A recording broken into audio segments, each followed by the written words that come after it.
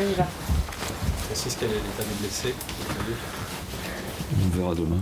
On a pas mal d'absents là. On a eu jusqu'à 9 joueurs hier qui étaient pas à l'entraînement. Donc aujourd'hui pareil, il y a beaucoup de joueurs qui n'ont pas fait grand chose au niveau du contenu. Donc on verra demain après-midi. Mais voilà, il y a eu des malades, Greg, il y a eu des blessés, enfin des blessés qui peuvent jouer mais qui sont pas à 100%, comme Poco. Après bon, j'ai plus trop en tête, il y en a tellement. Jussier, Diabaté, qui reprend mais qui n'est pas à 100%. Henri pareil, on doit le ménager à l'entraînement pour qu'il puisse tenir sa place. Donc bon, demain on fera un point sur tous les blessés. Disons qu'il y a Nguemo qui ne peut pas jouer, il y a Faubert et Olympa. Pour l'instant, c'est les 3 sûrs qui ne seront pas dans le groupe. C'est une équipe de Rennes qui a retrouvé une certaine dynamique. Ouais, ça fait 3 victoires. Ils ont rétabli un petit peu l'équilibre au niveau des victoires. Ils ont pris un joueur qui marque des buts à la trêve. Voilà, des fois il n'en faut pas plus. C'était quand même une équipe de bon niveau qui n'était pas à sa place. Aujourd'hui, il manquait peut-être le buteur dans cette équipe. Ils l'ont trouvé, donc voilà, c'est reparti pour eux. Le problème du buteur est chez vous quelque chose C'est partout, dans tous les clubs. Quand on ne marque pas de but, on perd les matchs. Donc c'est le problème qu'on a aujourd'hui. Mais on a des problèmes parce que nos joueurs sont blessés ou sont pas à 100%. On ne peut pas travailler à l'entraînement comme on voudrait parce qu'il faut les ménager ou parce qu'ils sont blessés. Donc ça, c'est un gros problème pour nous. Et ça dure depuis 3-4 mois. Donc ça, c'est embêtant. Sur la durée, c'est embêtant. Quand c'est une semaine ou deux, ça va. Quand c'est sur 3-4 mois, c'est embêtant. Et vous espérez le comportement de votre équipe à domicile, que ça n'a été le cas à Nantes? Disons qu'à Nice c'était pas mal, on a eu beaucoup d'occasions. À Nantes c'était à l'extérieur, on en a assez parlé, c'est pas la peine d'y revenir. Mais ouais, Nice on doit gagner, on gagne pas à cause d'un manque d'efficacité, mais au moins on s'est créé des occasions. Au niveau du jeu c'était correct, il y avait du contenu qu'on n'a pas eu à Nantes. Donc voilà, quand on arrive à avoir du contenu, on arrive à se créer des occasions, après il faut les mettre. Et, quel est votre discours sur les matchs qui restent? Tout est possible. Malgré notre mauvais match à Nantes, on a repris un point sur Lyon. Donc au lieu d'être à 6 points la semaine dernière, on est à 5 points. Après, il n'y a pas beaucoup de gens qui croient en nous. Nous, il faut qu'on y croie parce qu'il reste 7 matchs, il reste encore 21 points à prendre. Tout est possible dans le football, donc on ne sait jamais si on arrive à améliorer notre contenu, parce que si on ne l'améliore pas, évidemment, on va pas aller chercher cette 5e, mais bon, on va tenter le coup. Alors, parce que vous jouez, vous dites qu'il faut améliorer le contenu, mais vous jouez donc avec 2 attaquants. Est-ce que vous n'êtes pas tenté de revenir avec un milieu supplémentaire? J'ai pas de milieu supplémentaire, donc la question ne se pose pas. Il y avait Traoré qui était suspendu et Nguemo qui est blessé. Donc j'ai 4 milieux. Quand il y en a 2 qui manquent, je mets les 2 autres. Ils sont pas prêts.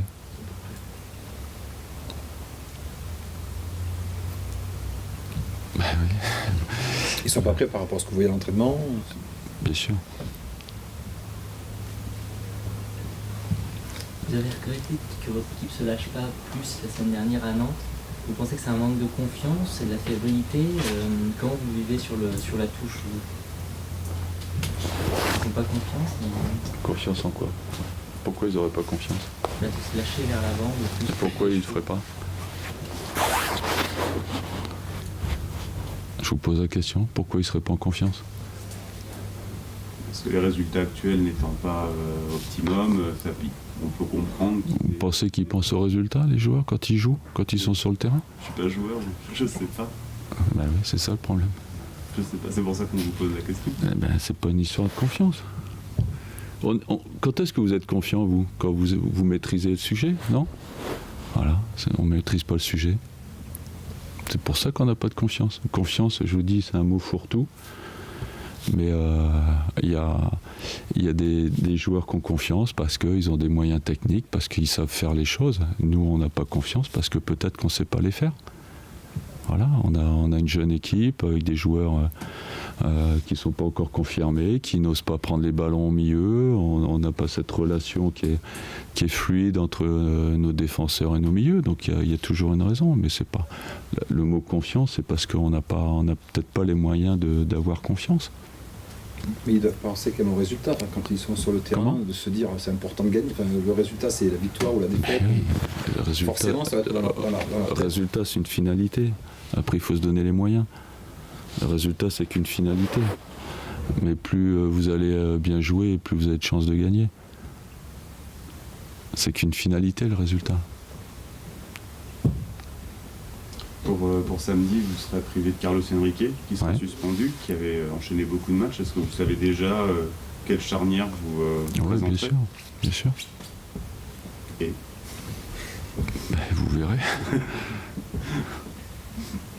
Je ne vais pas dévoiler mon équipe pour l'entraîneur de Rennes, si.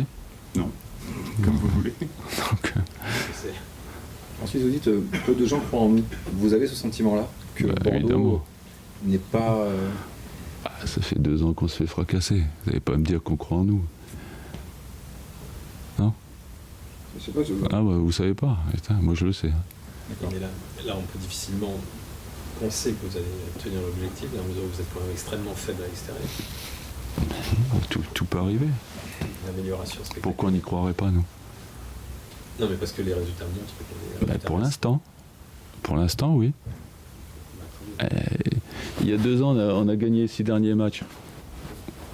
Et alors, pourquoi pas cette année? Vous aviez une autre équipe. Comment? Vous aviez une autre équipe. Vous Ouais, aviez ouais, Menace, bon. vous aviez Barnac. C'est jamais. Je ne vais pas commencer à dire on plie les gaules, la saison elle est finie. Mon boulot, c'est pas de dire ça. Mon boulot, c'est d'y croire et de donner confiance à l'équipe par rapport à une finalité. La finalité, c'est quand même d'être dans les 5 premiers. On se bat quand même pour gagner des matchs. Donc voilà, n'attendez pas de moi que je dise que c'est fini. Ça, c'est hors de question. Bien entendu, mais il est logique qu'on puisse avoir des doutes sur l'attitude de l'équipe. Ah ben oui, bien sûr.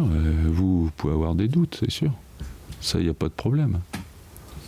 On le ressent très bien que vous avez des doutes. Hein. Quand vous dites on se fait fracasser, vous pensez plutôt à la presse qui vous fracasse ou Ben, au bien public, sûr. hein. Ben, tout le monde. C'est logique. Seul au monde, comme on dit. Dans l'impasse, seul au monde. Ça vous enfin, Ah ben tout le monde, bien sûr. Évidemment qu'il n'y a plus personne qui croit en nous. Pas à part les gens du club qui aiment le club.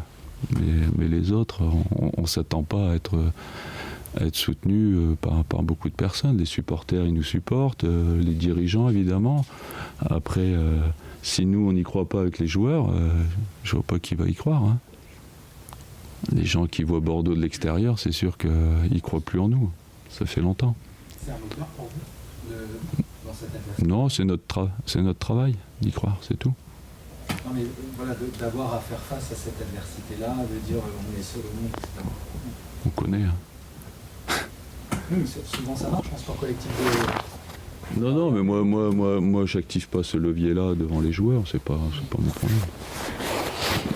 Non, il y en a, ils sont motivés parce que leur grand-mère elle est dans la tribune, et il y en a, c'est parce qu'il y a une prime de match, il y a beaucoup de motivations possibles. Hein. Chacun y voit son compte, mais il y a 15 joueurs, 18 joueurs, ils ont 18 motivations différentes. Peut-être il y en a qui sont contre la presse, peut-être il y en a qui jouent pour papa, maman, pour la fiancée, voilà, c'est tout. Hein. C'est comme ça. Je rebondis, vous utilisiez le mot confiance. La semaine dernière, vous nous aviez exprimé votre confiance dans le Paris Saint-Germain. Ils ont Ouais. répondu à vos attentes. Je me trompe rarement quand même. Hein. Je suis obligé de le noter. Ouais. Ils vous ont impressionné. Pas impressionné, mais ils ont fait le match qu'il fallait. Ils ont été en difficulté première mi-temps, et puis après, je pense que c'est pas fait. Il y a encore beaucoup de travail à faire parce que là-bas ils vont se faire secouer. Mais bon, ils ont marqué le 3e qui peut leur donner quand même confiance pour la suite. Mais franchement, je pense qu'ils sont meilleurs que cette équipe de Chelsea. Donc j'espère qu'ils vont passer, j'aimerais bien. C'est ce que vous aviez dit avant, vous l'avez constaté Ouais. avec ce que vous avez vu. En plus, il y a des joueurs de Paris qui n'ont pas été à leur niveau. Je trouve que s'ils sont à leur niveau au match retour, ça peut caler mieux, je pense. Mais le fait d'être privé de Zlatan, Ouais, c'est embêtant. Quand on se prive d'un joueur comme ça, c'est toujours embêtant. Pour un entraîneur, c'est sûr que c'est une grosse force qui s'en va, mais bon, il y en a d'autres à Paris, et je pense que celui qui est rentré, Lucas, si on me dit que c'est un remplaçant, moi je veux bien le prendre aussi. Hein. Il y a beaucoup d'équipes qui aimeraient bien l'avoir dans son 11 titulaire, hein, ça c'est sûr. et de sur le terrain, Zlatan, il y a aussi l'aspect mental. Quoi. Oui, Il oui. focalise beaucoup. Bah, il ira en déplacement avec eux, peut-être. Chargé de Mourinho. Bah, peut-être, moi je sais pas, j'ai pas l'impression qu'il est gravement blessé, donc je sais pas s'il sera pas là. Et justement, pour vous, entraîneur, technicien, enfin, je vois mon cas personnel, par exemple, journaliste sportif, je jalouse un peu mes collègues qui suivent le PSG parce qu'ils ont du spectacle incroyable, des stars incroyables. Bah, ouais. Est-ce que vous, en tant qu'entraîneur et technicien, finalement, alors peut-être pas jalouser, mais vous dites j'aimerais bien être à la place de Laurent Blanc ou de Mourinho. Bien sûr. Comment vous vivez ça évidemment. quand Bah oui. vous voyez ces matchs-là? C'est sûr. Après, on aime faire le job avec les meilleurs éléments, les meilleurs. Ça, c'est une évidence. C'est une évidence. Mais bon, voilà, c'est comme ça. Pas se plaindre. Moi, je jalouse personne. Voilà. Mais bon, c'est pas ma hantise. Disons que on se met à la place des entraîneurs quand on voit des matchs. Qu'est-ce qu'ils peuvent dire à la mi-temps? C'est plus par rapport au travail. Qu'est-ce qu'on peut dire à Cavani? Qu'est-ce qu'on peut dire à Ibra? Qu'est-ce qu'on peut dire aux défenseurs quand on voit un match? Moi, c'est plus au niveau professionnel que je me situe. C'est pas au niveau, je sais pas comment dire, affectif, avoir une bonne équipe ou non. C'est savoir qu'est-ce qui peut se passer à la mi-temps ou avant le match. C'est plus ça qui m'intéresse. Toi aussi, c'est au niveau prévu. Ouais, c'est pareil. Bah ouais. Comme Mourinho dit. C'est la troisième mi-temps. Non, mais c'est vrai que non, mais c'est l'instant. Ces matchs sont d'une telle intensité, voilà, c'est des matchs à commenter qui sont fabuleux, quoi. C'est pour ça que je dis ça. En tant qu'entraîneur à vivre, je pense que ça va être aussi. Voilà, j'essaie de. Après, on parle tellement, on parlait de tactique de Mourinho. Qu'est-ce qu'il a mis en place comme tactique, Mourinho, d'après vous? Mais dites-moi, je sais pas. Comment? Dites-moi, c'est vous de. Non, moi j'ai rien vu de particulier. Ouais, mais bon, à partir du moment où ils ont été menés. Je veux dire, après, ça dépend du score. Après, on dit Mourinho, il joue en contre. Non, il n'a pas joué en contre. Il a été mené au bout de 3 minutes. Après, ils ont investi le camp de Paris. Donc, quand on parle de tactique, ça dépend des événements qui se passent pendant un match. Il était obligé de changer la tactique. Il s'est trouvé mené, donc il était obligé de changer. Mais qui vous dit qu'il allait jouer en contre? Voilà. Donc, on parle beaucoup pour pas grand-chose, en fait. Oui, sauf qu'un parti, c'est savoir s'adapter sur les circonstances, c'est ce qui fait la force des grandes équipes. Des caméléons comme ça. Mais c'est les joueurs qui s'adaptent. C'est ce que je vous disais. On me demandait est-ce que Blanc est meilleur que Mourinho la dernière fois. C'est les joueurs qui sont. Il faut que les joueurs de Paris soient supérieurs aux joueurs de Chelsea. Après, évidemment, l'entraîneur a un petit pourcentage, mais c'est les joueurs qui font le job tout le temps. Autrement, ils iraient pas chercher des joueurs à 60 millions d'euros. Quand on voit Verratti en première mi-temps, en deuxième mi-temps, on se dit que l'entraîneur a aussi Pas sûr. quelque chose à la mi-temps. Non, Pas sûr. Je suis pas sûr. Il faudrait demander, je suis pas sûr. C'est des joueurs qui savent se rectifier eux-mêmes. Hein. Ils savent ce qui a marché, ce qui n'a pas marché. Sûrement que Laurent Blanc lui a dit de prendre moins de risques dans les 30 derniers mètres pour remonter les ballons. Mais après, c'est le joueur qui sent ça. Je pense que c'est plus facile de coacher des joueurs comme ça parce qu'ils ont tellement un sens tactique par rapport à une situation qu'ils corrigent d'eux-mêmes. C'est bien. C'est sympa. Allez, bonne journée. Surtout.